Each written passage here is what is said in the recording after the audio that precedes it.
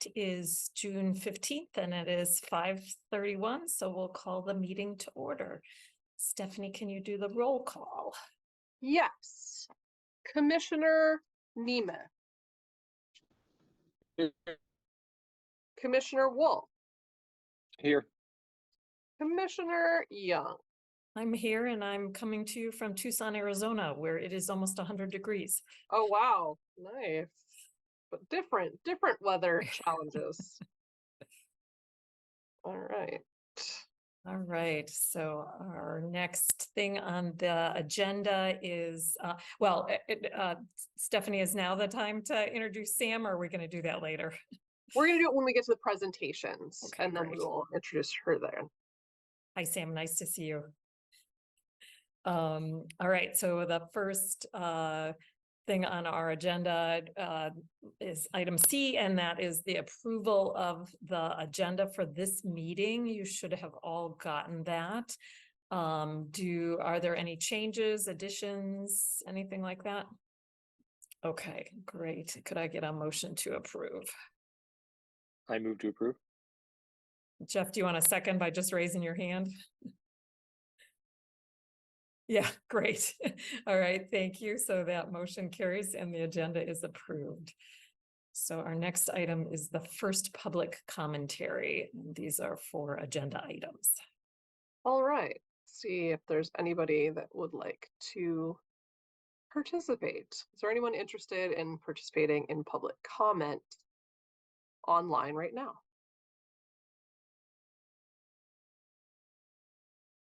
I'm not seeing anyone there, but I do have a letter that Carlene Getz of Getz Family Farm submitted because she was not able to be here this evening.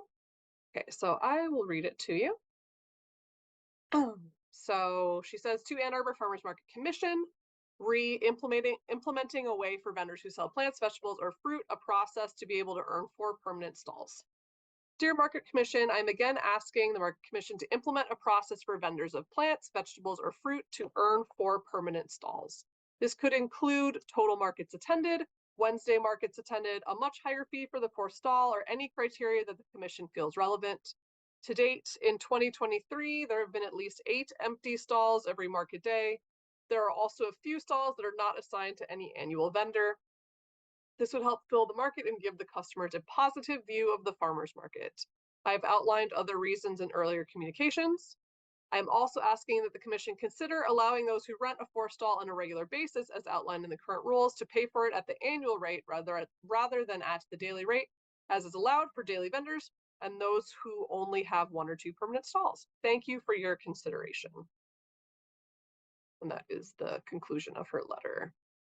And I'm still not seeing anyone else looking to add in.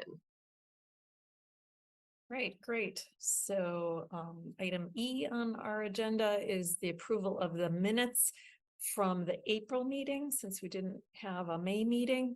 And so you should have all gotten those. Could I have a motion? Are there any changes to the previous meeting notes or anything like that? Looks good to me. Okay, great. Then could I have a motion to approve the minutes?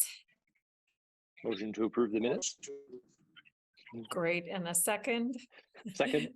That sounds great. Okay, so the minutes from the April meeting are approved. And here comes Hannah onto the meeting. All right, great. So the next item on our agenda is F, and that is presentations. All right, so as you may have noticed, I invited Sam Stokes to come talk to us about the super exciting new Michigan Farm Link program. And it is currently housed in the Washtenaw County Conservation District, but has a lot of partnerships across the state. We are actually having them table with us at Wednesday Market. They've already attended 1 time.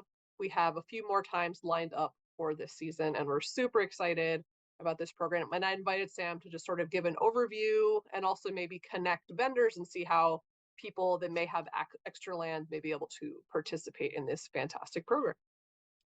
So take it away. Sam, you should be able to share your screen.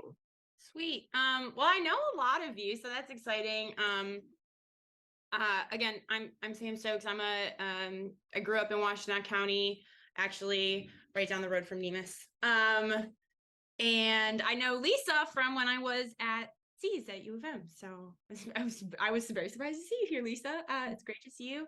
And yeah, so I just started working at the Washtenaw County Conservation District in January after leaving academia.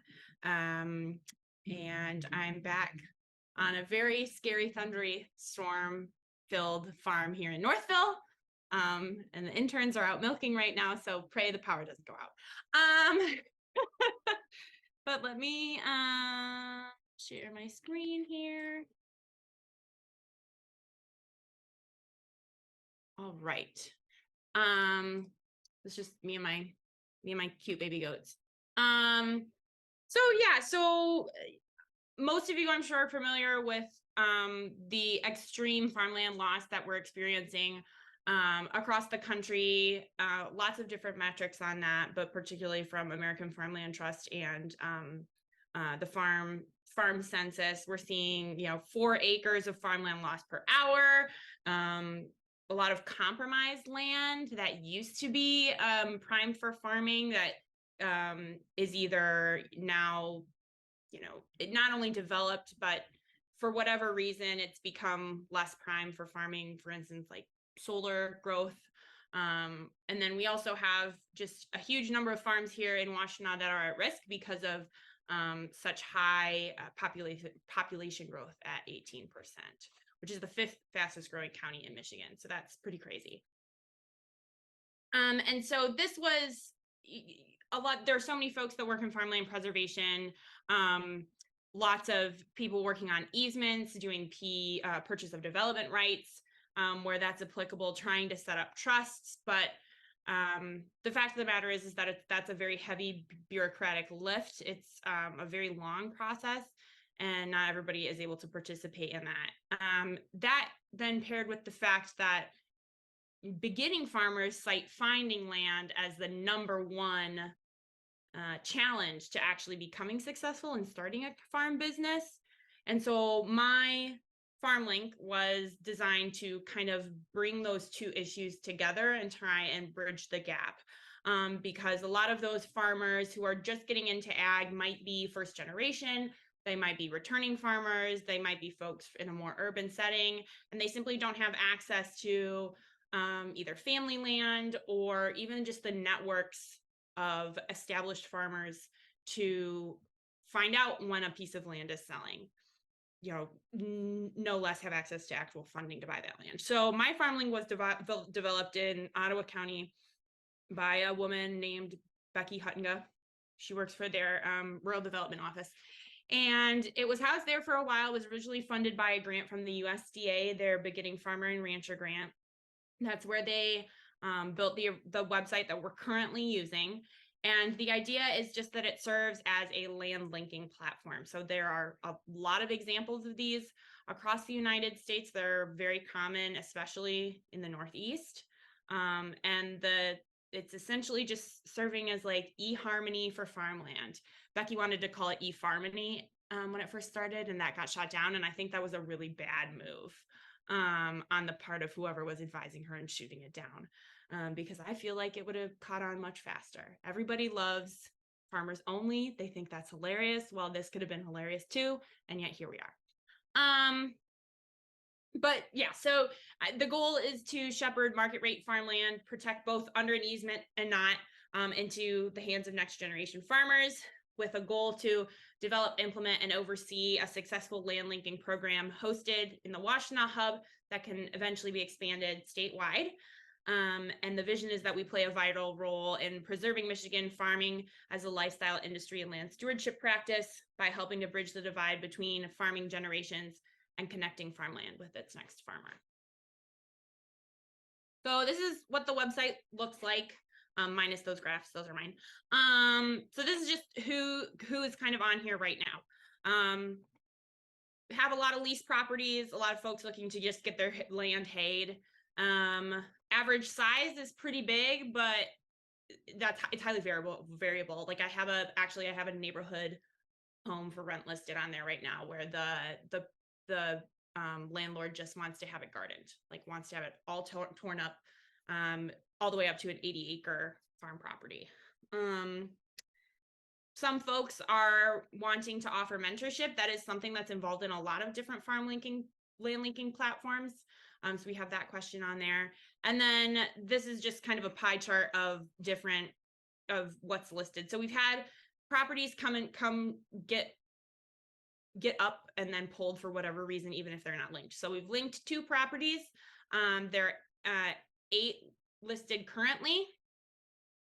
And then there are 7 that have been listed in whatever capacity and pulled down for some reason. Sometimes it's that they get linked through another more conventional platform.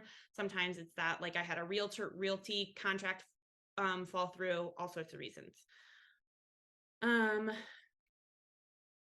then this is just some of the following. So we do have a bunch of people who subscribe to the MailChimp, so I can communicate with them through an email. We have a really good opening rate. People actually read these things, which I don't know who does that, because I don't. Like, I am on so many.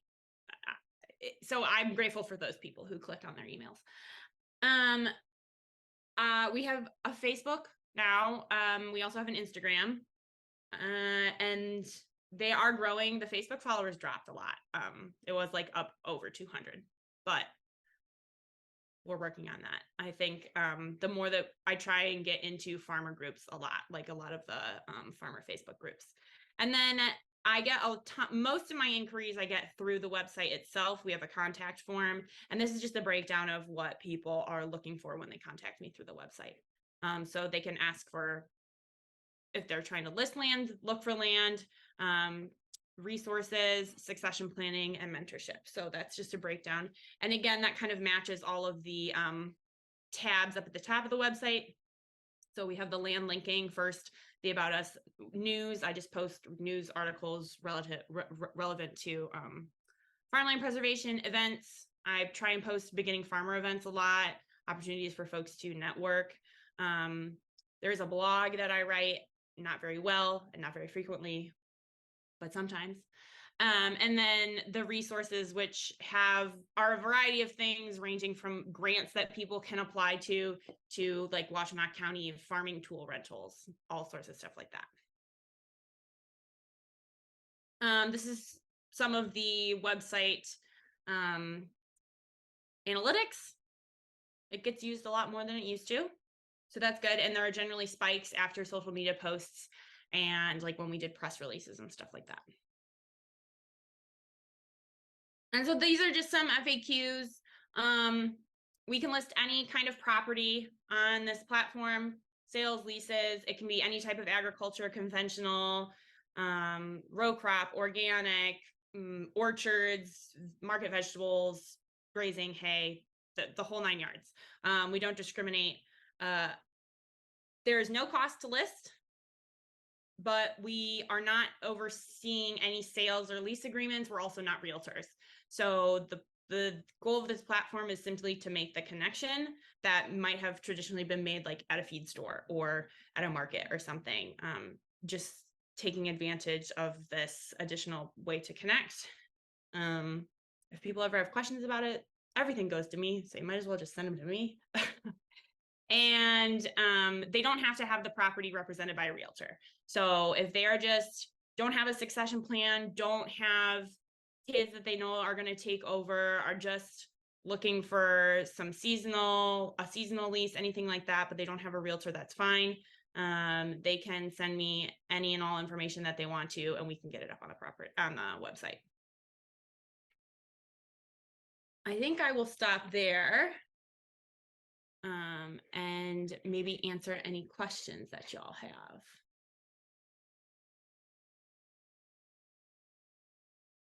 Yeah, does anyone have any questions or comments even?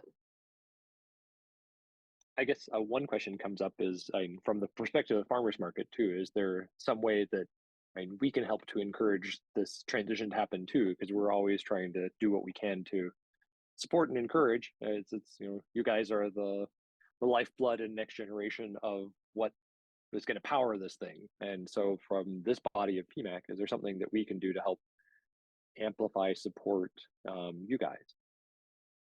Yeah. So it's out really our two largest challenges right now are recognition of the program and then adoption.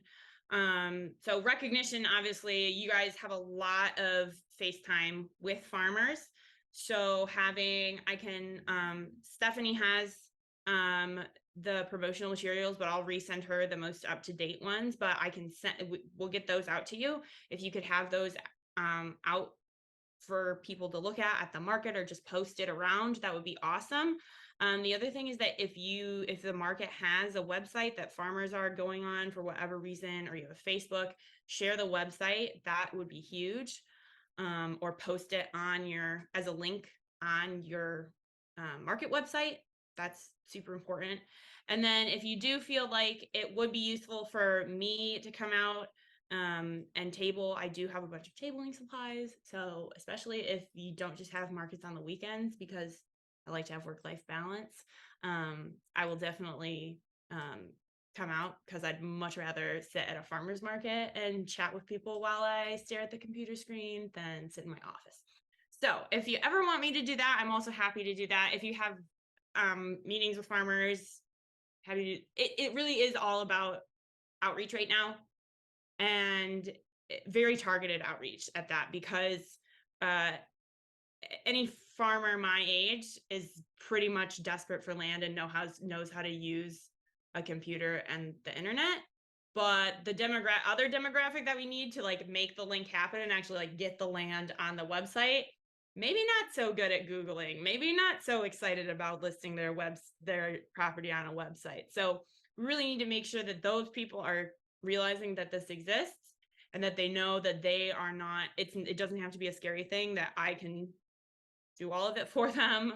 That it doesn't, that it doesn't have to be them like creating a profile, like doing coding. I think a lot of people, my parents' age and older, think like, oh my God, a website, I'm gonna have to code something. I'm like, no, that's not what this is. So just reassuring people of that. We also have other resources too. So even if they have kids, or they have a family member who's going to take over the farm, we can try and connect them with a lawyer or a succession planning specialist too, because we want to make sure that people who do have are lucky enough to have successors know how to make sure that they actually get the farm and can run it after they pass or retire. So yeah.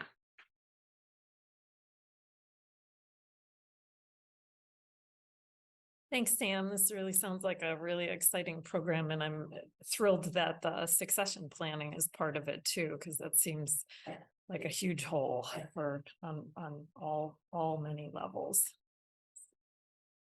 And just to recap, for also adding on to Peter's question, is that we definitely have the stuff up in the market office, up on the windows and things. And yes, as we said, they're going to be visiting Wednesday markets throughout the season. And I periodically have shared the stuff, but I just shared it again on Instagram just now. Thanks for the reminder. But yeah, super excited about this. I know that Farm Link programs in states like Maine, for example, have been super successful and have a lot to do with the reason why that state has one of the highest rates of beginning farmers, sort of starting out and thriving. So I'm super excited to see this here, because it's something that a lot of folks without land like myself have been looking for a really long time. So really, really excited to be a part of it. And I just lost you guys. There you are. The other thing that would be a huge help to us is currently we are completely soft money funded. So and not just grants, but private family foundation grants. So, and that's fine. Like if private foundations want to give us money, that's great, and I'll take it. So if you know any of those people who do that, cool. But even better, if you see a USDA or an MDARD or some other granting organization, if you see something come across your desk that you think might be a good fit to fund this work, please send it my way. It is very tricky getting money for this, because it's funding two things that grantors don't want to give money to, and that's staff time and websites. Nobody wants to spend money on that. So, yes, so funding is, we have funding through fiscal year 24, which is great. But are looking for fiscal year 25, and I definitely take a little bit more money for fiscal year 24. I know that's kind of a pipe dream, but so if you have funding ideas, definitely shoot them my way as well. Stephanie, you mentioned the FarmLink programs in other states. Do you know how they're funded?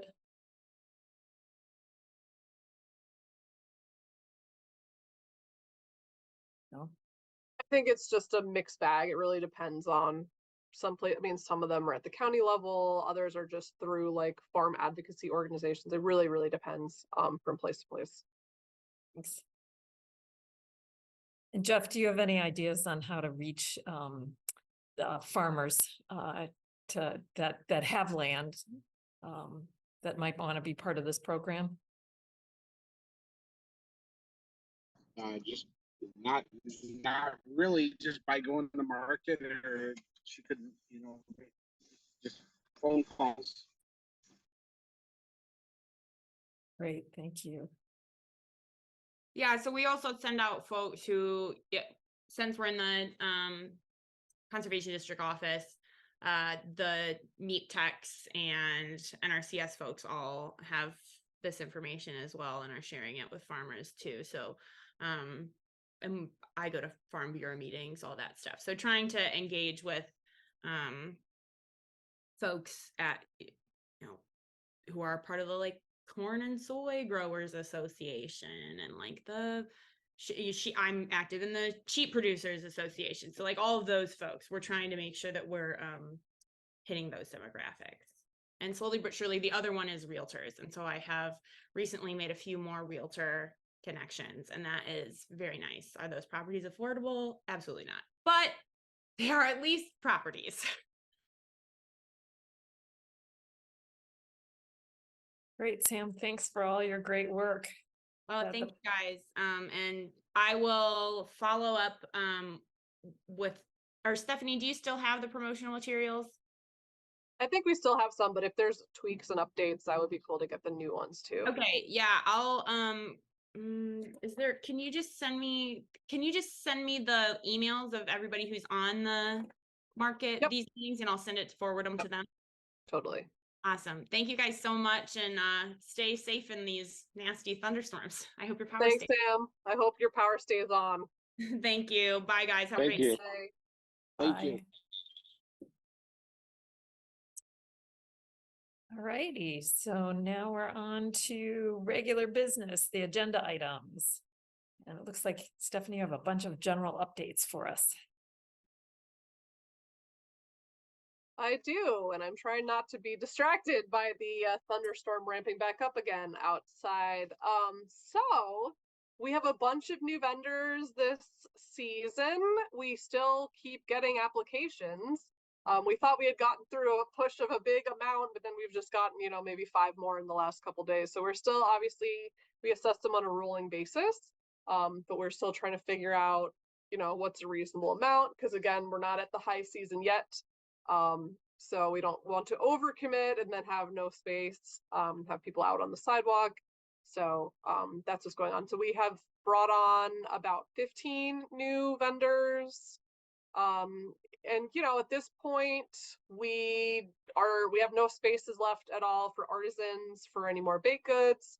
We're pretty much looking at just farms and food producers right now, and again, food producers of products that we don't have.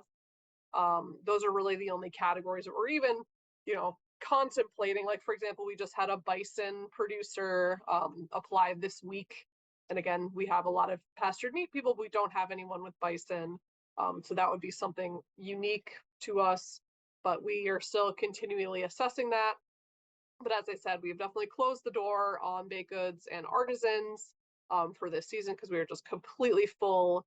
And we brought a couple, maybe 2 or 3 fantastic new baked goods folks on, 2 of which are actually makers in the Growing Hope Kitchen at the Ypsilanti Farmers Market. So a lot of great connections there as well to people sourcing locally and producing in local spaces. So that is all my short and sweet update on new vendors. Great. In terms of returning vendor invoices, June 30th is our hard deadline for people that would like to pay yearly. Keep in mind that annual status vendors are required to pay yearly. That is both for stalls and for parking, although technically, if an annual vendor wanted to pay yearly for the stall, but not the parking spot, they could also do so. But regardless, we need all those payments in by June 30th because that is the end of the fiscal year in the city of Ann Arbor.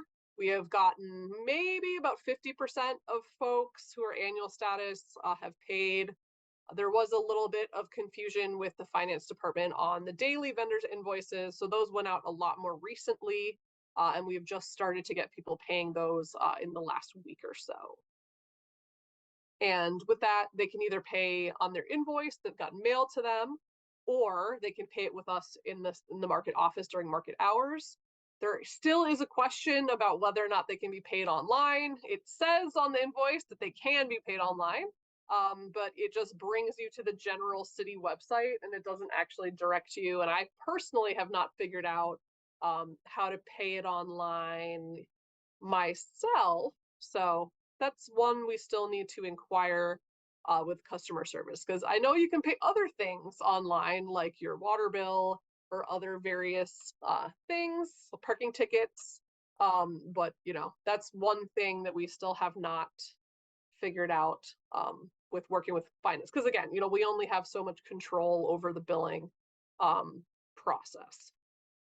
But we are anticipating most folks will be able to pay.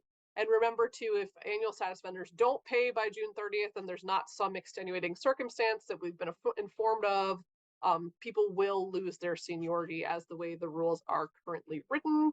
I don't anticipate that happening, but you never know. And for daily vendors, it's optional for them to pay yearly. If they want to, that's great. If they don't want to, totally fine too. And I believe that is all I had on that item. All right, events. So we've had two very exciting, very successful cooking demos. The second one was last week. The first one was in May. Ironically, they have both been centered around asparagus. That was not the original plan, but the weather intervened and made it so peas weren't quite available yet for our one last week. So we had to roll with it and still had asparagus. So Chef Allison Anastasio from the Newton of Ypsilanti and Last Bite Chef, she came in and did a creamy vegan asparagus soup recipe. And I think Alex was saying there was maybe at least 75 recipe cards that he gave out. So that was very well attended for a Wednesday market. Our first one, it was maybe about 30 people total, but again, it was the second week of Wednesday market. It was, on the chillier side. But the good thing about that is it turned into us getting invited to be on Live in the D on WDIV down in downtown Detroit. So myself and Chef Allie Little of Lala's 2 both went to Detroit and did a little short promotional spot featuring some vendor products that I brought with me that I got at market that day. So that was pretty cool. So we got a little bit of extra marketing out of that.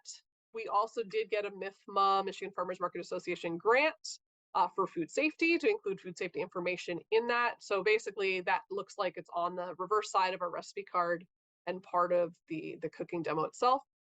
So those have been doing really well and we're excited for the next ones. We've got 3 more.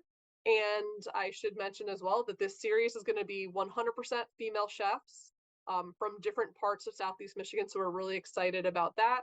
And the next one coming up in July will be focused on zucchini. And the upside is zucchini are already available for some of our early growers. So we anticipate that not being a problem.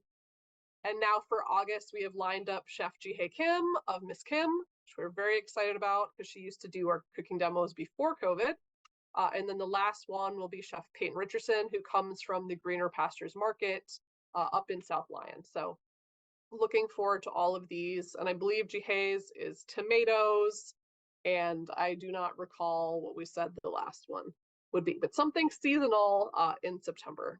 So maybe peppers, who knows?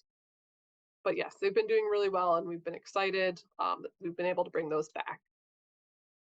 Other events that I did not have a chance to talk about because we did not have a May meeting is we had Flower Day on Sunday, May 28th. That went really well. It was beautiful weather, if not, very, very hot. And we had a whole bunch of people. We had a pretty much completely full market between the artisans and us. We had music. We had a martial arts demonstration, but by the Anhua Chinese School, who coincidentally will actually be at market again this weekend.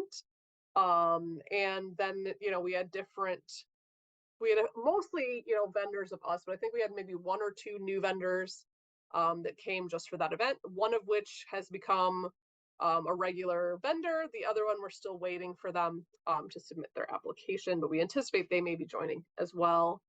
And then we're ramping up for the food truck rallies starting in July, 3rd week. And that, of course, will be 4 of those once per month, 3rd Wednesday, 5 to 8 p.m. And we have a very, very large list of people that want to participate this year. We have about 22 or 23 trucks and carts lined up for each one. We also have live music lined up for all of those. So now it's more of a where will we fit everyone question. And but again, good problem to have because that's about 6 or 7 more than we had last year. So it's just growing in popularity. And then the last thing I should mention in terms of standard market events, we also have brought story time back for kids, and that will be the 4th Wednesday of the month, June through August. And that's in partnership with a business called Adventure Crate, who will be helping do those things. Other events to keep in mind, which are more specific, we have our WIC coupon distributions coming up. We actually have a demonstration one. The USDA is coming on Wednesday to sort of do a photo shoot / demo WIC coupon distribution. And then the following week will be our actual one, or first of 3 that we will be having. We are also planning on having another distribution for the senior Project Fresh coupons as well in July. So, and I think that's it for, standalone events, but we have had a lot of really great community groups already attend on Wednesdays. We had Growing Hope there this week. We've been having the Ann Arbor Senior Center every Wednesday. We had Michigan Farm Link, as I mentioned. We've had all sorts of other folks come. We've been having also some live music, both on Saturdays and Wednesdays. Varying levels of volume, we'll say. And we've had Pilar's Tamales and Right Spice Kitchen have been joining us almost every Saturday as a sort of food cart because we can no longer fit any of the food trucks because we are too full for the season. As much as they would love to attend, we just cannot fit them.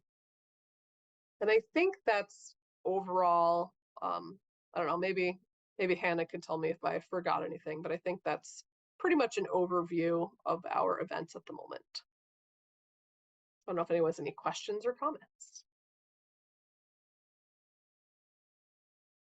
I do have one actually about the food demos. They seem like such a good idea, and that they have been well attended, and that's the lineup sounds really great, and so I appreciate your putting that in. One thing too that might be useful at some point is kind of that there's one point is the foods which are fairly common that are widely available, so we have tons of them. It's good to get people eating them as much as possible and eat all the asparagus in the spring you can. But the other thing too that I've seen a lot from kind of the buyer's perspective is interesting is that there are a lot of vegetables that are unusual vegetables that you can get at the market that you can't get other places, and that I've often overheard a lot of conversations both where it doesn't seem that the grower knows how to prepare them, and it doesn't seem like the purchaser knows how to prepare them. And so it's like, oh, that's such an opportunity for showing, if you, I don't know, amaranth greens, or a lot of their winter melon, or there are a lot of really beautiful things that you just can't get most other places, and they're delightful. But if you know them, and so that could be a neat opportunity for trying to include some of the more unusual foods too. So I don't know, just a thought that came to mind when you're describing that, because that seems to be a common overheard issue that I hear from. Right. I think the main constraint there is since it's on Wednesday, they're kind of limited to what's at market on Wednesday. And, we have much less diversity of vendors on Wednesdays. That's not to say that they don't have like odd ingredients, because sometimes Tuzhong is there with things. But, it was hard enough to have peas available, let alone winter melon. But I hear you, and I think that's a great idea. And maybe something we can put more intentionally in to the planning next year, because pretty much what I did with Edible Wow is I was like, okay, these are things we know are going to be in season. We know people are going to have them. And I think I gave them like a couple of different backups too. And it was also up to like what the chef wanted to run with, or if they had a recipe for something. So there's a lot of factors, but I agree with you. I think that's something that would be really valuable. Thanks for that update, Stephanie. It's great to hear about all the events happening at the market to sort of recreate it as a community space again after COVID. Yes, and and I wanted to give kudos to Alex. He's been working really, really hard on getting the live music going and coordinating that with a lot of different people and all the moving pieces at different levels of popularity. I think there was like a street music day a few weeks ago that was sort of in Carytown, and some people loved it, some people didn't. So it's always hard, right? Especially with live music, especially with other events, because the customers may love them, but vendors may not, or vice versa. So it really, is a delicate dance. And I know he was kind of feeling the pressure a few Saturdays when, things didn't necessarily go according to plan in terms of where we were able to put the music or things like that. But I just wanted to give some extra credit there for Alex and all his work that he's been doing for these events, especially the live music. it's a hard space for creating those community places. Yes. The one other comment I had is that I'm sure you guys have probably already thought about this, but for the story time, if you're just having the library help you advertise that, I think that could be pretty powerful. We've actually reached out to them and have had a hard time getting them on board with certain things. I think they're just so overcommitted with their current schedule. But Alex has had multiple meetings with them so far. And he really, our original thought obviously was to have it with the library. But when that sort of didn't materialize, this person approached us and said, hey, this is what I do. I put together sort of adventure crates that are sort of go along with reading and get kids excited. So that's sort of how this came to being. Our original idea, of course, was to partner with the library. But, they got a lot of other things going on. With that said, the Ann Arbor Farmers Market's book is officially for sale. And the illustrator from Slow Gin Fizz will be Nicole Ray. She will be at market next Wednesday as well. I think signing and selling copies too of that book, and we are trying to figure out ways that we could sell it at the market. We're trying to figure out, the logistics there, because that, of course, was something that was published by the library's publishing arm. So we're working on it. That's great. That's great. More integration with anything in Ann Arbor is just wonderful. So good. Thank you very much. Yes. Because there's been a lot of events. They had like a gardening fair and a CSA day, and we're like, hey, hello, over here, like, let's collaborate. And we got bounced around from a lot of different people. So it was just, I'm not sure exactly. As I said, I think they're just really busy with what they have going on, and they're not necessarily thinking of including us, but we continue to reach out. Yeah, I think just keep knocking on that door. Yes. We've been trying, believe me. Yeah, well, I mean, now that they know that you're doing it again, maybe next year it can be part of the summer reads program and things like that. So. Hopefully. I mean, we still are a summer game location, and we have been for a while. We actually have 2 separate codes. But beyond that, it's been a little bit more difficult to coordinate. All right. Moving along. So facility and repairs. So in April, we had a walkthrough with park operations and my supervisor, Josh, to sort of talk about problem areas of the market, right? This is just a seasonal thing that happens. We identified areas where the concrete was crumbling, where they may have been, excuse me, electrical outlets that were not working for whatever reason. We had sort of a what's the word? A sequence of problematic spigots over the last couple of weeks. Well, right when we were trying to turn the water on, it was very, very hot. So that kind of had a few hiccups, but that should be fixed now and is fixed now. That was sort of a lot there for a moment. And as of right now, there's been some areas that have been fixed, other ones that are still waiting to be fixed. You know, usual wear and tear on the market, nothing out of the ordinary there. The one thing that is out of the ordinary, after the snow melted, we noticed there's an area on the corner of the market office building where the concrete and the sidewalk have sort of separated from each other. And there's a giant hole that has formed. I know that Park Operations did an initial surveying with a company that specializes in that sort of water damage and other sorts of things. And I think we are still waiting to hear back on, what that could look like. But it seems like it's going to be a pretty big undertaking in terms of cost, in terms of labor. And we're just still waiting on that. But the upside is we are also thinking of making that curb in front of the market, making that area curbless so that it is also more accessible at the same time. So we're thinking about maybe is there a way that we can sort of fold this into our ADA retrofitting that's going to be happening anyways. So that might be, something that's much more positive, and that way we won't have to have a step for people coming up to the office window. They can just, roll on over in their wheelchair if they need to, or just walk up without tripping hazards. So that's the upside and the downside, but that is more of a long-term thing we are waiting on. Two other facility things that we're still waiting for. Unfortunately, an ice flow took the solar sensor off the top of the market office. I think it was right around that ice storm. One day we came there and there it was on the ground. And I do not believe that has had a chance yet to be replaced. So people click on it and they look, they want to see how much solar we're generating, and it's not really telling much. And also with that said, I believe the solar box is actually not working properly itself. A friend of mine who works in the solar industry, who's just a customer regular, was saying, hey, I don't think this looks right. So we're still waiting on Park Ops to find the correct people to help us deal with our solar stuff. With that said, OSI has been utilizing their air quality monitor, which is inside the market. I believe Sean told me just this week that they had been having problems with it, but it is now back online and inexplicably refilled in all of the data that had been absent. It just all of a sudden appeared. So that's the upside of that. So at least that diagnostic tool is on track. And he said that means that now 2 out of the 4 are working. So that's, that's good.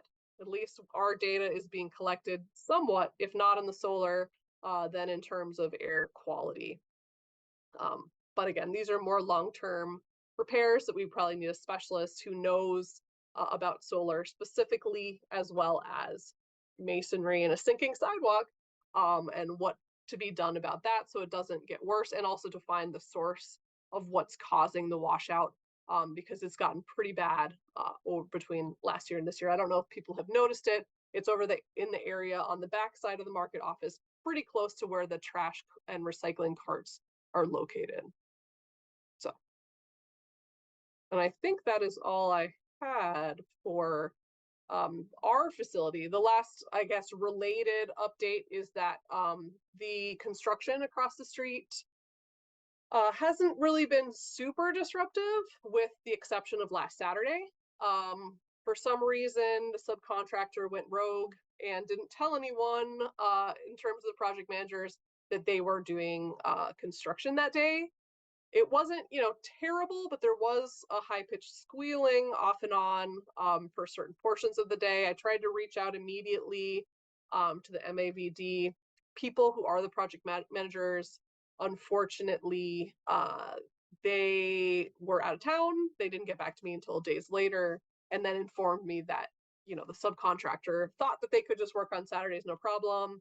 And they have confirmed and re-clarified with them that they actually have to get written permission if in the event they need to construct on a Saturday.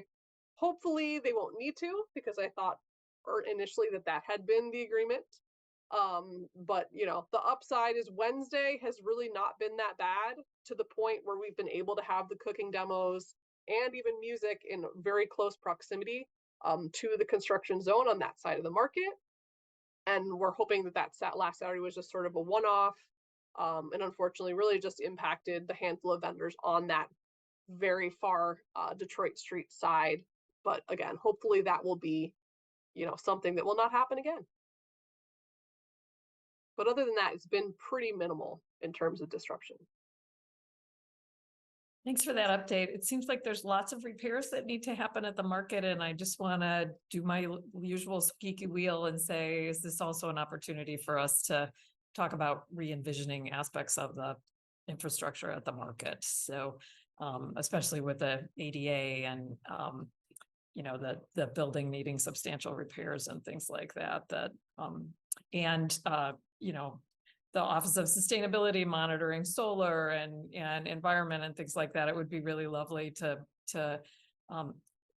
envision all of that coming together in a lovely facility. So just being my usual squeaky wheel on would love to have that conversation continue and move forward a little bit. Right. And just to clarify, the solar monitoring, that's us at the market alone. And then the air quality monitor is OSI. So, because the solar stuff long predated all of that.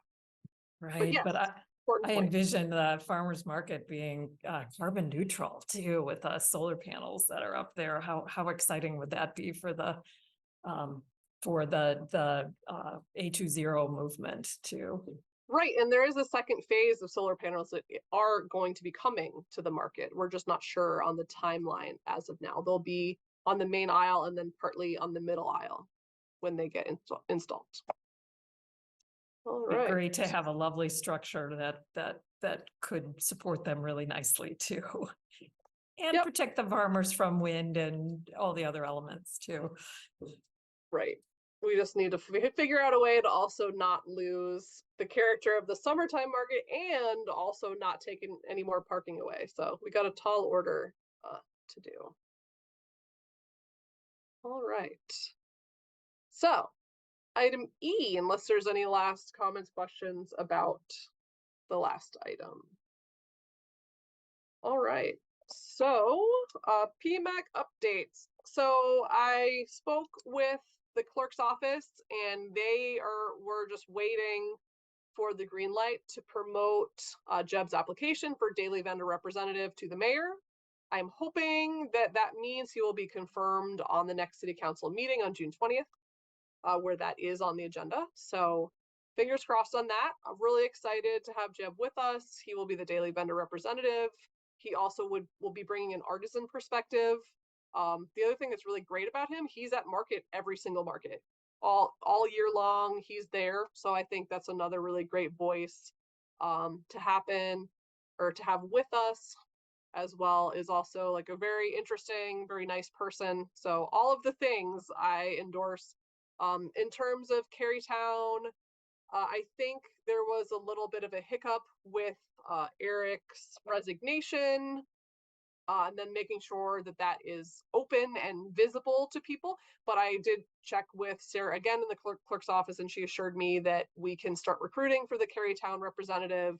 That is open now, now that May has come and gone, and he's officially been resigned.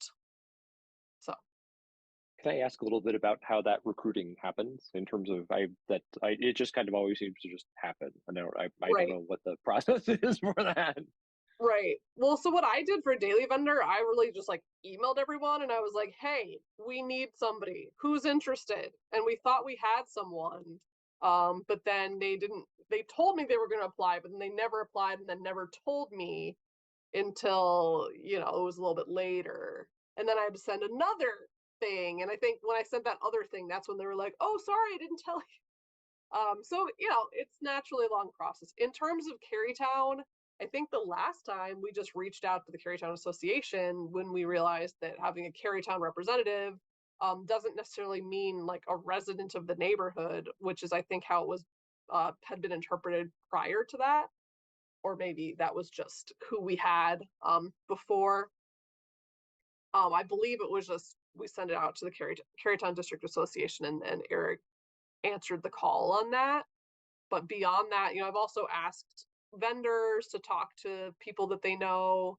And I know Carlene was talking to me on Wednesday. She has, or I guess that was yesterday, where she has a customer that lives in the neighborhood who's always there, and she's going to ask them. They may not be interested, but so I think it's a little bit organic because again, I only have the power to promote a person. I don't choose. That's the mayor's job. So, which is also kind of good, I think, if there are multiple, especially if it's multiple vendors, like I don't have to wade into that water. That's not on me. But good question. Stephanie, do you want to reach out to the Carytown district, or do you want me to do that?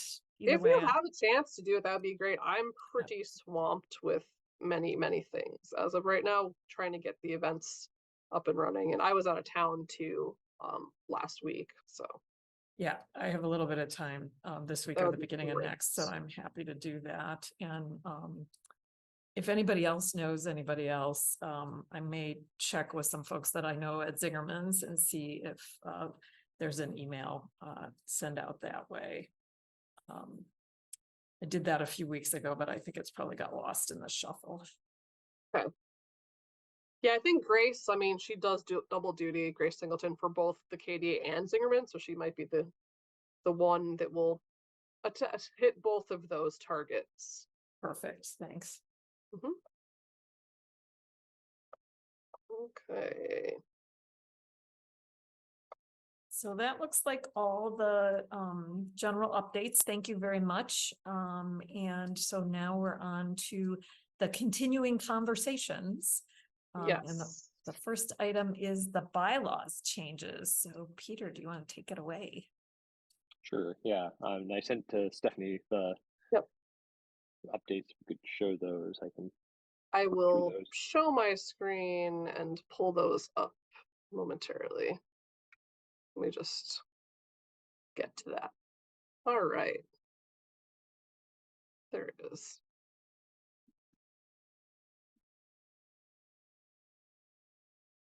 All right, you can see, everyone can see that? Yep. Okay. Yeah. So I've just been kind of slowly working through some of these changes that we've gone through, and it seems like some of them were not awfully controversial, and so we can kind of quickly go through those. But there were 4, and actually that we've got maybe one more about a little bit about our organization, how the organization is structured together, but it's just the description of the purpose of the organization. But for these, that we had something on term limits. So just in terms of proposing actually including a term limit, and it seemed like that was pretty clear in that way. So just giving it a limitation on that. The conflicts of interest of actually providing, dealing with a conflicts of interest problem, which was that there were, we weren't really disclosing, or there was no process for regular disclosure, and so including amending the section, Article 5, Section 7 to include some of that. Going further down, member as petitioner, that was kind of a weird process that it does seem like, looking at other groups, that's kind of a boilerplate. Our group's a little different in terms of, particularly since we have so many people within the who are farmers, who are within on the board, that they could potentially be a petitioner, and it seems like at least this language seems to prohibit that. There are other clauses within that document which already address that. The final one with membership was the one that we still had some questions on, the one that I've been doing the most work on. And so as it is right now, we have 5 members, and so there was a proposal to add 2 more members, adding one which was a farmer or a producer, someone from the market. It doesn't have to be a farmer, it could be anyone, so this at large, which I think that seemed pretty popular. But then there was this idea of adding one other member, and that the identity of what that other member was ambiguous. It could be a farmer, it could be just anyone, could be someone on another board, which had some advantages. And so I went through and talked to actually a number of other people on other boards, trying to figure out the feasibility and seeing if other boards did do that. There are a few which do have non-voting members, like for example, PAC has someone has a member of city council on the board who's a non-voting member, and that works. The challenge though that came up that a lot of people brought up was that if we had this other board if we have someone who's going to be cross-membering, who's also a voting member, these are usually filled by volunteers, and that volunteers they're already having a difficult enough time filling their ranks, just because you always are constantly trying to recruit things up. Getting someone who's willing to be simultaneously on 2 memberships might be a difficult reach for us. And so that the reality of that is that one may often simply go unfilled, in which case, why do we have the idea? It make sense, but it also, and I think there could be advantages to having that synergy. I kind of wish that the city actually had something like a big symposium for all boards to kind of come together to kind of like Townville or something like that, learn how to do your systems better and network. But this is kind of a way that we could get that connection, but it does seem like there are some practical issues. So another thought that came up with this was that maybe we actually just need to, instead of going from 5 to 7, go to 5 to 6. So just add 1 member. And the downside that I originally thought with that was, well, what if we have ties? In terms of we'd have six members, we could have a tie.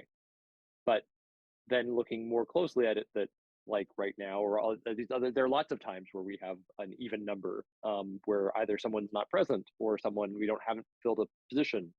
Ties happen all the time, and that the one thing that we have is within our bylaws we follow Robert's rules, and within Robert's rules it says that a tie means the motion does not pass.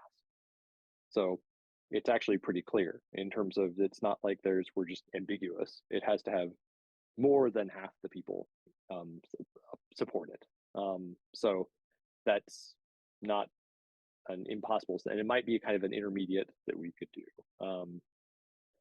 So those are kind of some of the directions. I particularly want to get people's opinions on this last issue of what options are you leaning toward, or which ones sound good, or any issues you see with this membership of the 2 or 1 membership, or if we do 2, who that other member would be.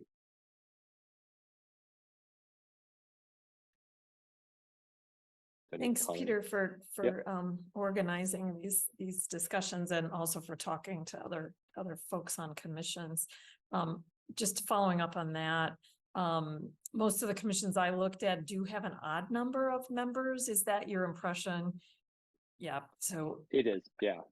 And I suspect it's for that tie-breaking question. But that's the thing, and they often don't include language of what happens with the tie, and I think because they assume that you have a odd number. But the thing is, like I just in practice in our commission, we often do, even if we have an odd number, if someone doesn't show, we can have a quorum so we can vote, but then we have an even number. So it's not like it's a question that never comes up. It's a question that comes up all the time, actually, and there's no magic of having an odd number or even number, because that doesn't mean that's how many people you'll have when you vote. Right. I was just thinking of trying to align this with the other commissions as we move this through for some sort of approval from city council, that, there may be a reality where we only have, like we have now, only 3 members on the commission. But it seems like it would be good to try for 7. And then my thought on that 7th member is that maybe we just do a member at large, because there may be times for the commission where it's useful to have more vendors on the commission. And there may be other times, like I'm thinking now with the construction happening, I would really love to have 2 people from the neighborhood on the commission so we could get their regular input. So my suggestion is that we just leave it open-ended. It could be a vendor, it could be a customer, it could be somebody from the Carytown neighborhood. So just a member at large, and then it can wax and wane as the needs of the PMAC change over time. Yeah, so you're suggesting then it would kind of be within the subset of restrictions that already applied. It wouldn't be just, couldn't be anyone, but it would be one of these aforementioned classes. Right, the categories, and I think when when you apply, that you have to check one of the boxes, so I don't know how that would change well, it would still be fine. For the application process, so, those are my thoughts. Seems good. I Jeff, do mean, you have my any- thing is, oh, sorry, go ahead, Jeff. No, go ahead. No, you go ahead. Oh, the part I thought about it is I actually last meeting, was met input, and I personally don't think it's a good idea. I think we're having a hard enough time filling the positions that we have, first of all. Secondly, it's hard enough to get anything done. We already have an annual, we have a daily representative, and then somebody from the neighborhood. Am I correct on that? Yeah. Right, and then somebody from Perry now. So I mean, that covers all the bases. They start throwing a wild.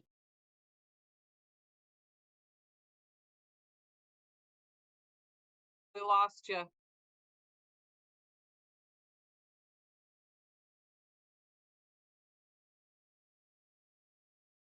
I can't hear. Can you hear? I can't hear.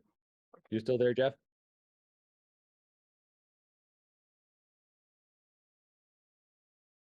Well, apparently not. Okay, well, I think he was saying that he just doesn't think it should be expanded because it's really hard already to get people to fill the spots we already have, and then also thinks that there's enough representation from folks, is at least what I was hearing before he got cut off. Yeah, I'd agree. That's what it sounded like to me. For me, my main thing is I still think that we need to have more voting power from the market, because it seems sort of fundamentally undemocratic to be able to be outvoted from folks that are just customers or, may have other interests in the Carytown neighborhood. And not to say the voices aren't as important, it's just that, like we're there 24/7. So that would be maybe like my vote for maybe like one more member if we think it's too hard to recruit a whole second member. I would love to see like a vendor at large or something else like that as the additional. That would be my thought on that. Of the 7th or of the 6th? It seems like I hear a lot of support for the one additional member at large or one vendor a vendor from the market. Then the 7th is the question for if you're saying Yeah, also. I was saying I think 6 might be the best because in that way at least it's equal. Yep. And it doesn't necessarily have to be like the vendors have the majority, like it doesn't really matter. It's more it needs to at least be equal because right now it's lopsided. Whereas the community has more say.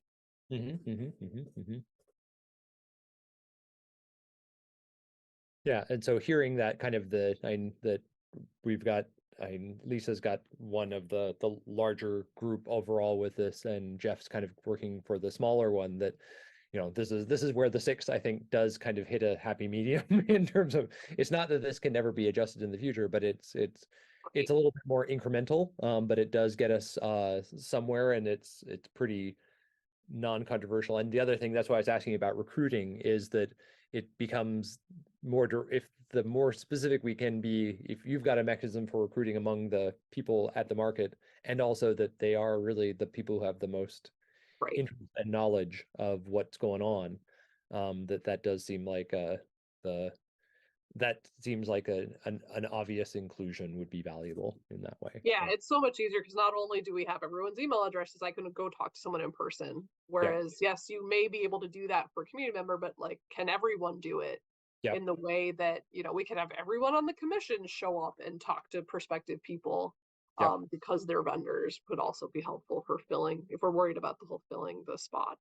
And I think too, there's been a bunch of vendors that have wanted to do it, but where it was when they were a daily vendor and they became annual, and then they can't have a voice anymore. So I feel like there's already people that have applied and applied and applied, and then just there weren't enough spots for them. Yep. Whereas we definitely have not had that trouble with any of the other categories, at least since I've been here. Definitely. No, I agree. And the other thing too that I thought was it's like in discussions with like the changing of the artisan stuff too, in terms of it seems like maybe having an artisan as a member would make sense in terms Right. of that would open that up a little bit more, give a little bit more breathing room for that voice to be heard, because that was apparently one that wasn't very heard before. So that could help out too. So Right. I just worry that, because that's such a small class, we might be reducing our ability to recruit folks. And that's kind of why I like the at large, because it really could be anybody I agree. that wants to do that. And right now, like, we are lucky that we will be getting a daily representative who is an artisan also. Yep. So at least that solves that for now. No, but I think the at large with the vendor makes sense. I mean, because that does give us flexibility, and also in terms of coming back to Jeff's comment of populating the space, in terms of if we define it too narrowly, then it's just really hard to get anyone because there are only like 3 people that qualify. Everybody else is busy. Yeah, so- exactly. And so it's okay, let's so I think that seems Yes. so. Lisa, if we were to then, how would you feel about the 6 versus the 7? Does that seem like I know it's not exactly what you're looking for, but does it seem like that is a viable first step? I think that sounds fine. I guess, is there any way we can check with the city? Stephanie, do you know anybody on that would have to oversee these changes when we get them done? If we could just do a trial balloon and say, do you anticipate any problem with having a commission with an even number of members? Well, this all Because has to go through legal and be approved by city council before it gets. right, correct. But before we spend a lot of time, crafting language, doing these things and getting set on 6, is there any way you can ask anybody if 6 versus 7 is going to be a problem, just from the city regulations?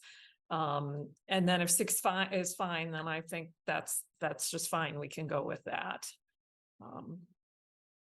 So that's my only question. Is there something in the city commission requirements that it has to be an odd number? I don't think so. I've never seen anything that said that, but I could ask the clerk. Just I in think case. that would be helpful if you'd be willing, if you can get that in your list. It should be a pretty Sure. ping. I suspect you're right that I don't think there necessarily is anything, but there might be. So if there is, that's Right. also brings up the next step too with this as to, for us, I can see steps that are involved as like voting. We've not voted. So to accept some of this language or to move forward, then getting it through legal, and then we don't want to vote on something that we don't want legal to go through something we don't want, because that would waste their time. And then once it goes through legal, then it would assumably go to city council too. So Yep. So making sure what is needed from us in order to get something to legal. Do you know the process procedure? Yeah. You just have to recommend it. Same thing you did for the rules. Okay. But So- I think, we would need the quorum for that. Okay, yeah. So So we we don't, probably need to wait for Jeb to join for next meeting. okay, so then what I propose then I'll do, and actually, so Lisa also suggested some changes from the very beginning, which if I can share my screen, I think I've got it on mine. Okay, I will stop sharing then. Go for it. Great. So this is, Lisa went through and added in some of these comments too. So this is essentially a document of the current bylaws with changes in it. And so one of the changes that we were discussing putting in, which makes sense, is taking something for the objective for this of the Public Market Advisory Commission exists to cultivate relationships among vendors, the public, local, and national government agencies, and Cary Town areas, businesses, and residential neighborhoods.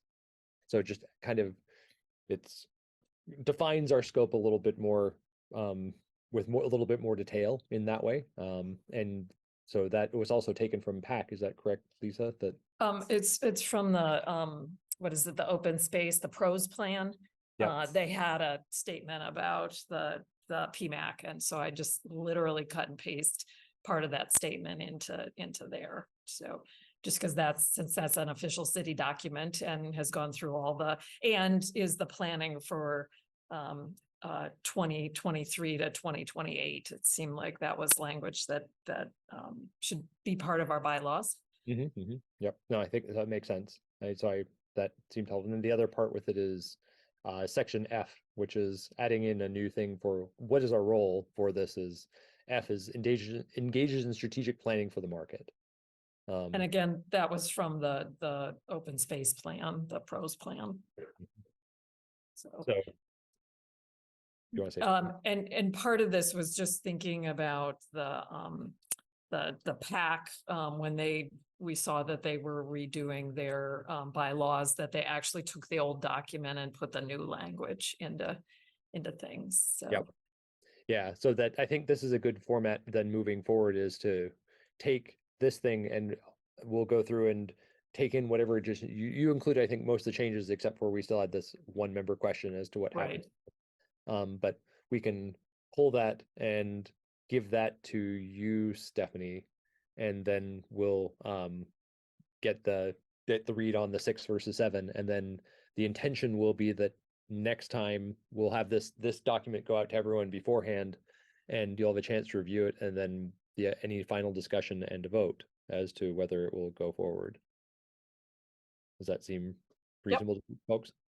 yeah, Peter, I can't remember if there were any other issues that we had talked about further on in the document. Yeah, from at least the previous discussions that it seemed like the term limits thing was not really controversial in this way, and the mechanism for resolving the conflicts of interests of documenting that and dealing with those parts were pretty non-controversial for striking the section for the commissioner section. So yes, I think this part's pretty descriptive. yeah, I went through kind of part by part trying to. It's actually a really interesting exercise to read these things and find detail, and it's like, oh yeah, actually they do address it here. You know, so it's a little puzzle in that way. So yeah, and so again, here's the amendment of the bylaws too. So this is what we're doing right now. So just making sure we'll get that. So it sounds like we've got a plan. I guess you could even, according to what this is saying, you could even vote on it now, because if it's 2/3 vote, right, you don't even need everybody. I guess that's true. I guess that's is Jeff back? Yeah, I don't- you know, I think I would feel better if we could. We can't Let's send wait. it out. Okay. Yeah, that if we could send it out to everybody just so they could see it and read it For sure. beforehand. I think that seems good. I support that. But it's Yeah. good to know for Yes, future. it is good to know. Yes. Actually, that's true. And I hadn't remembered too. It was a 2/3 vote in this way too. So again, having an odd number. It's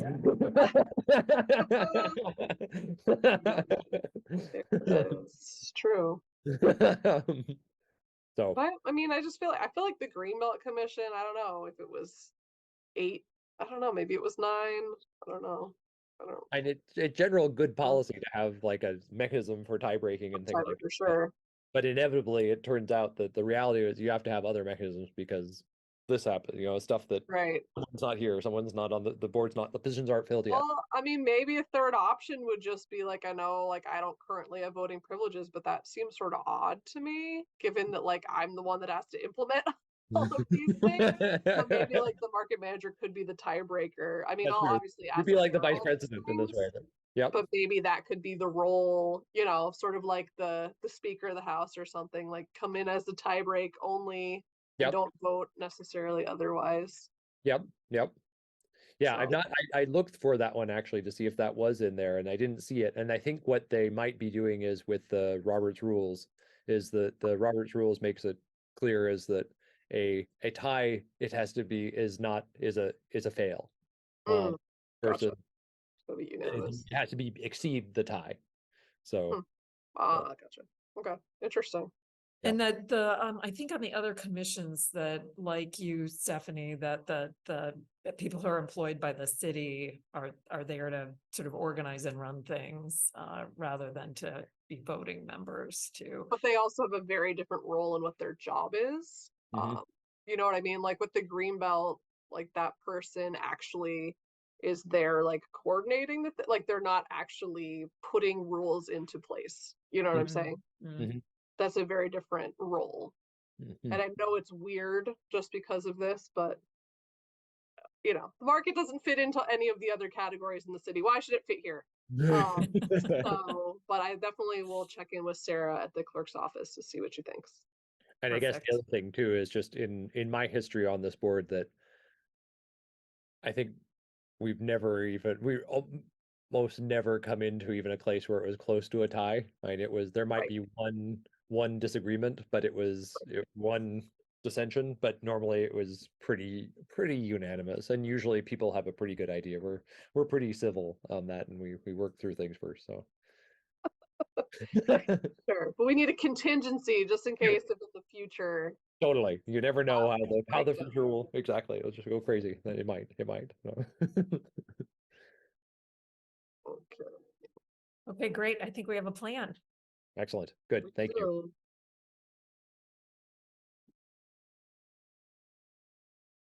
So, all right. Right, so the next thing on the list is the producer-only subcommittee. So for this one, I don't think anything has happened still or since the meeting in April. Because a lot of that meeting wasn't even necessarily about the producer only thing. So I think, you know, once we get Jeb on here, perhaps we can ask for his assistance to take the lead on that or help recruit people for that, because that's what Stephanie was doing before. And that would be really great if that was something that, you know, the daily representative could take on. You know, obviously he'll be new, but I think that would be a good thing because a lot of questions still remain. We had a great first meeting. I think the air was cleared in a lot of ways and assuaged a lot of people's fears. However, you know, we didn't really do much in terms of ironing out any points of confusion. So I would love to see us return to this once we get our new daily vendor rep. Seems like a good plan. Great, thank you. And then just acknowledging that we only have a little over 10 more minutes. And so we have the next item on the agenda is the stall numbers for annual vendors. Yes. So, you know, you heard Carlene's comments. There was someone else who was not able to come and she wanted to give comments, but she wasn't able to give me anything specific, but I know she is also not in favor of the 4 stalls. She is a newer daily vendor, been with the market about 3 years. And this is a person who is both a farmer as well as a food producer. But I'm still waiting for more specifics on that. So one of the things that I think we talked about at the April meeting was the possibility of surveying the vendors at the market to just get a rough idea, because you know people have been only talking about there might be 8 to 10 vendors, annual vendors who might be interested in a 4th stall, to get an idea of how many representation of the issues and things like that. Yep. And then, you know, we've been super busy with all sorts of extra events. And also, you know, like from what I've heard way more people not interested as of now than I have heard people that are interested. And this is across the board from, you know, high seniority annuals, daily vendors, newer people, older people. It's been a lot of different folks. So I don't know. I mean, we can still do it, of course. I just don't know, like, I don't know. I'm just not sure that this is the right place to focus all of our energy. So it'd be great if we could like add something else to the survey, or if there was other things we wanted to ask people too, because it is quite the undertaking to have to put it together, get people to fill it out, you know, assess the information. So I would love to maybe tie it on to something, especially because this would be something that is impacting such a small number of vendors. So I don't know. I don't know where I'm at with that. I guess one thing too is that there's a difference between some people are interested in the 4th for themselves, some people are not interested in the 4th, but how many people support the possibility of there being a fourth versus opposed the number of there being a fourth. I don't know that one either. My sense is that the number of people that oppose is far exceeds the amount of people that are in favor. Because Carlene did give us a letter, and I believe there was like 8 to 10 signatures on there. And you know, I've heard offhand from that many people, if not more already, against. Some have gone on record, some have not. So Because I think that's where at least for my interest too, is for the survey. Again, this affects me not so much directly. right. But in terms of making sure too, it's if people are not interested in it for themselves, but they're supportive of it in the process of the market, or they're opposed to it of the structure of the market for Right. reasons, then those are distinct questions, and ones that I Right. think balance things will change. Definitely, and that's something we can for sure survey. But just to tell you, I haven't heard from a single person that's in favor of it that it would not be impacting them directly as them getting a forestall. Well, the only people to have signed it, I think, are people that actually want the fourth. But I don't know. Maybe I need to go back and look at that letter again to be fully sure. But I think, I don't know, that doesn't seem correct. Also, I think, just to clarify again, because I think this gets lost in this, is that if there's extra stalls, anyone can get a forestall that day, right? That is not something we need to vote on. That already exists. This is people getting a permanent stall. So, you know, I think it's interesting where people say things like, oh, well, there's open stalls. Well, yes, it's early June. You know what I mean? Like, tomatoes aren't here really yet. There's no corn. There's a lot of large stall vendors that haven't come back yet for the season.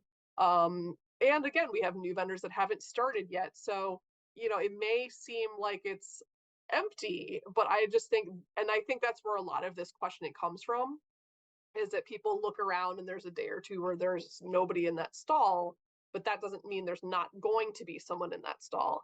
And I just see it as like, not just logistically difficult, but like virtually impossible. Because again, think about it this way, is when I put together the map, yes, there might be somebody with 3 stalls in one spot and 1 stall someplace else, but they're going to want those stalls together on that market day. And that's going to be up to me to figure out how that's going to work, especially when it's somebody who's 3 stalls next to 3 stalls next to 3 stalls, who's going to get displaced. So, you know what I'm saying? Like, I just feel like, and it's the even versus the odd too. If that person takes up a forest stall and there's a parking spot, are they going to expect that additional parking spot too, which then is going to restrict yet another spot from parking? You know, so it's this chain reaction. So like, you know, theoretically it sounds great. It sounds like, oh yeah, 4 stalls for everybody. If we could, you know what I mean? Like, there's a reason we don't have that already, as far as I'm concerned. There's a reason why there's just a couple people that were grandfathered in to sort of like make it fair or whatever. Again, I was not there, but to try and make up for stalls that might have been lost when the market got reconfigured or whatever. The other thing to keep in mind too is that the 2 vendors that, or 2 out of the 3 vendors that are grandfathered in at 4 stalls, that's going to expire very soon for them, because 2 of them are in the process of a transfer of seniority.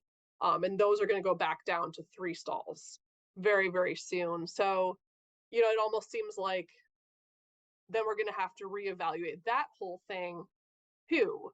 You know what I mean? Like, it wouldn't be just about like adding an extra stall. It seems simple. The other part of Carlene's question that I wanted to address too was, you know, she asked, well, what if we're paying, you know, why can't I pay annually if I know I'm going to be using that extra stall? Because I feel like in essence, that would be locking us into making it a permanent stall, right? Because then that would be meaning that we would have to honor that if they've paid yearly. And it's like, I get it. I know she feels like she's paying more than she would otherwise, but on the flip side, it's also being advocated for like making the 4th stall be way more expensive. So that seems like it's sort of a wash. But I'm also very hesitant to say yes to that, because I feel like it will force the issue. It will almost force us down that road to 4 stalls. And I don't necessarily feel comfortable with that, especially given all the feedback I've gotten from folks that has not been in favor of that change. So those are just some thoughts that I have about what I've heard from people and just my thoughts. But, you know, because I look at it as being like, logistically very difficult. You know, it was hard enough in COVID trying to make people have an empty stall next to them. Right? How would we fit people like that? That was very difficult already. And that's like how I started. So I don't necessarily want to go back to something like that. And again, you know, maybe it's only 4 people, maybe it's only 8 people. It doesn't really matter, because if we set that precedent, then if somebody wants it, then the other person's going to want it. Then, you know, it's a slippery slope.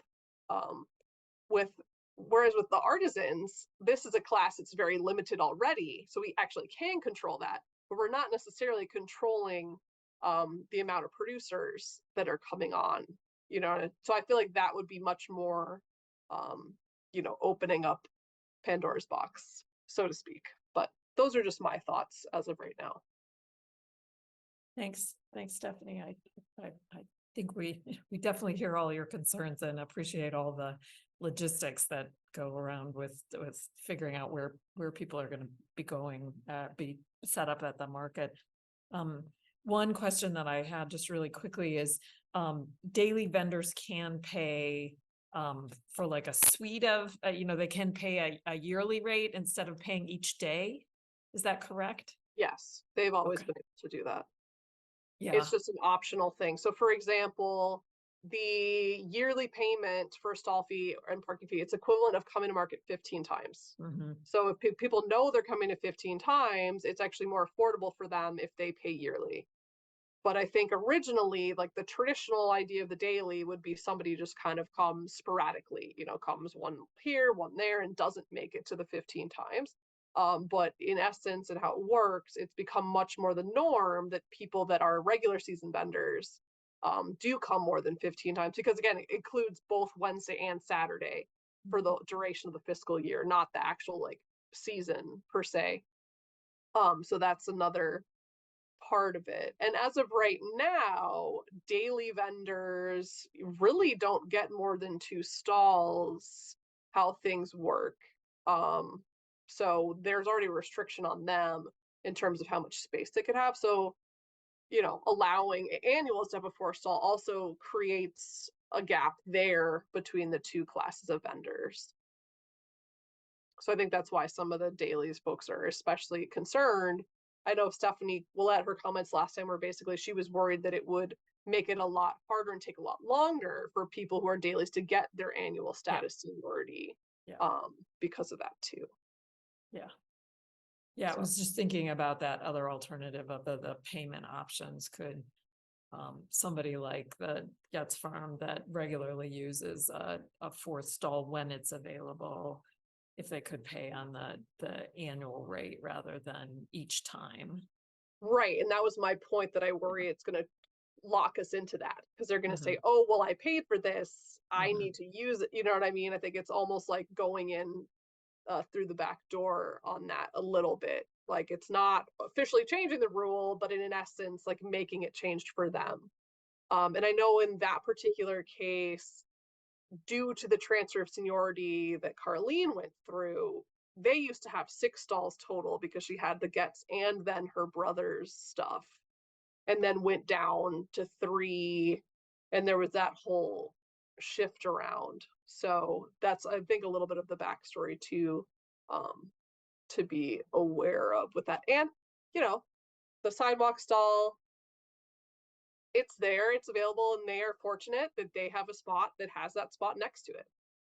A lot of other people aren't, you know, like Kaepernick, they could definitely use a 4 stall. They're bursting at the seams, but next to them is a walkway on one side, and then a whole group of annual vendors with a large amount of stalls on their other side. So they don't have that flexibility. So, you know, I worry then we would then be further privileging certain groups over others, right? I think it would make it less equitable, even though it seems, you know, like it seems like it would be more equitable in terms of it would be more affordable, but it would make it so that like one specific person could have something that no one else would have. And I just, you know, I just don't feel comfortable with that for obvious reasons. But great question. And I think I empathize with what you're saying, Stephanie. I think I tend to agree too, that it seems like there are a lot of unintended long-term consequences that could could come from this, and that's the only way. This is where I was asking for the survey stuff. If there was evidence of a groundswell of support within members of the market, that it was support for everyone thinks, of course we should have 4 stalls, this is crazy, then I'd be like, okay, totally. I don't understand, and maybe you guys know better than I do. But if there's actually a pretty strong majority of opposition to it, then I think that probably that I wouldn't support having a permanent 4th. And so that's Right, and I think we should ask, and I think maybe in terms of the survey, maybe there's a way we can combine it with the survey about the producer only thing. Maybe, so that way it's not just like this specific thing is getting all of this bandwidth when, you know, there's other things that are probably more important from the long view, depending on, you know, concerns people have had for much longer. I feel like this is a way newer thing that's come about, which was almost like as a direct response to like the artisans having their issue solved, which, you know, is a little bit, you know, it is what it is, but I think those would be 2 things that would be great in the survey together. I really like this idea of doing a survey and thinking about multiple issues. I am going to be my squeaky wheel again. It would be lovely to get some input from the vendors on sort of what are critical issues that the infrastructure again could be improved for them. You know, like in particular, I'm thinking about wind. I know everybody talks about parking and heat too, but it seems like the wind is becoming a much more persistent problem. And I've again, anecdotally had so many vendors say to me, yeah, it was a terrible day. We left at noon because the wind was so bad.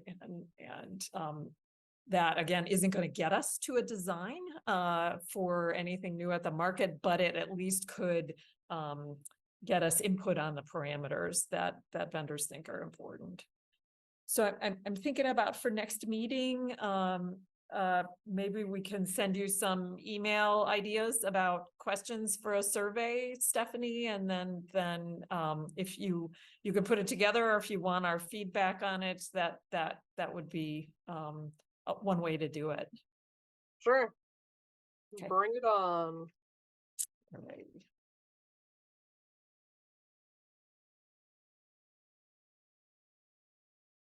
All right, and there may be other issues that Right. might be interesting to chat about too.